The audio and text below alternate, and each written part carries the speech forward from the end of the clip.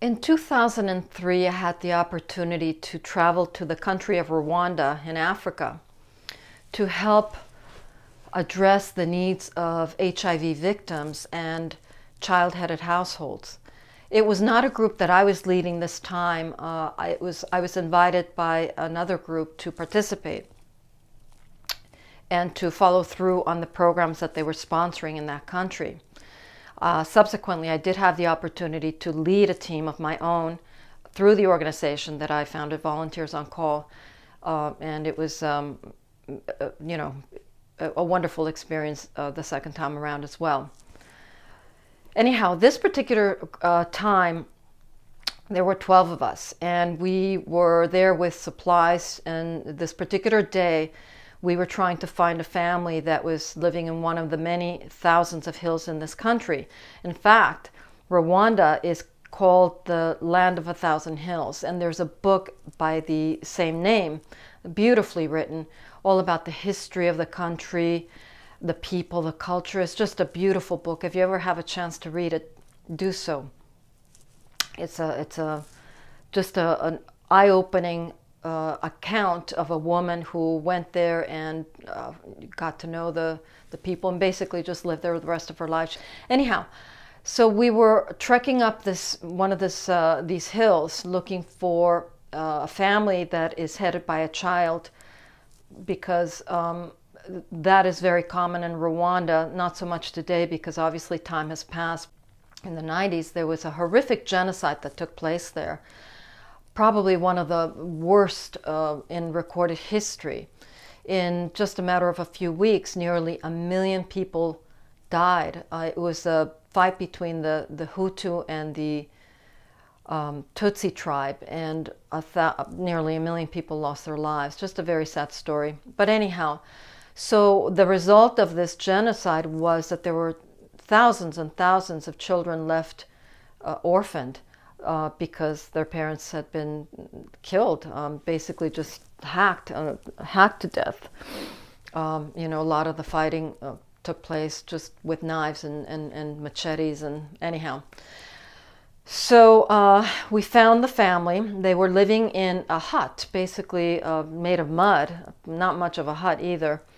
And they were actually fortunate because someone had taken them in to share this home with them. They had been living under a tree for many months, as do a lot of roaming families who have no place to go, and a lot of children.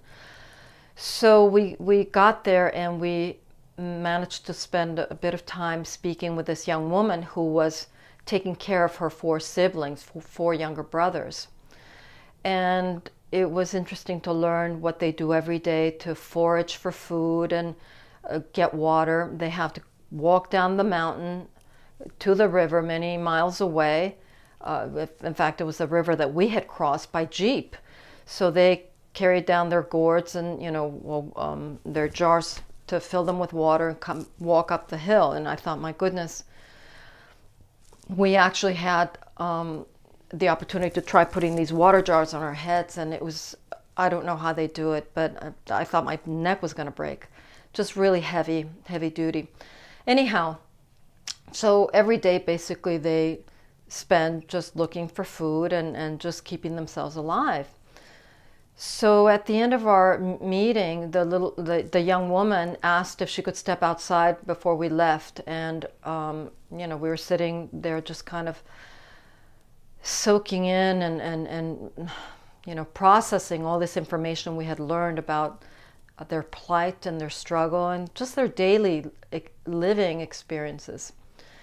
So this woman comes back with a plate, a regular dinner-sized plate, just piled high with manioc. Manioc is a tuber, like a potato that grows in the ground. And what touched me so much, and every time I tell this story, I just have to take a deep breath, because I'm reminded of the beautiful generosity of this person. She put down the plate on the floor for us. I mean, we were all sitting on the floor. There's nothing, just 4 walls. And, you know, she was wearing the rags that she wears every day. They don't have extra clothes, certainly no shoes or anything. And she said, to her, "Please, this is for you."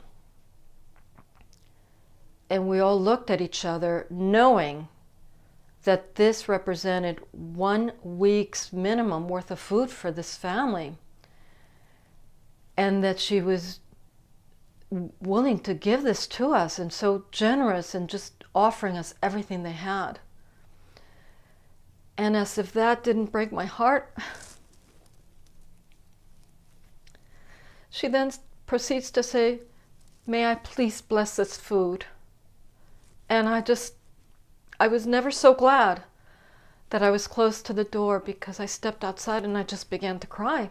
You know, when we think we have problems, when we think we have issues, they're only first world problems. Let me tell you, when I start bitching and whining about my ad isn't working and I'm spending so much money, Jesus, at least I have money.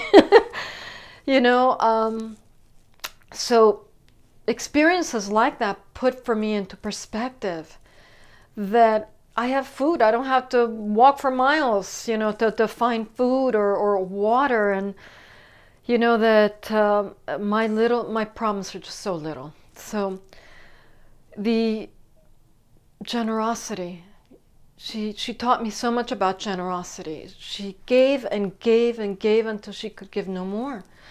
And I wonder, am I doing the same thing? I hope that I am. I mean, when I see someone who needs help, I hope that I'm helping them as best as I can. I certainly, within this business, if there's any way that if someone approaches me, or even if they don't approach me, if I see that they're struggling, maybe I'll drop in a little hint that I'm here, I'm available if you want my help. Just again, I think traveling is so amazing because it helps us to see things and put things into perspective.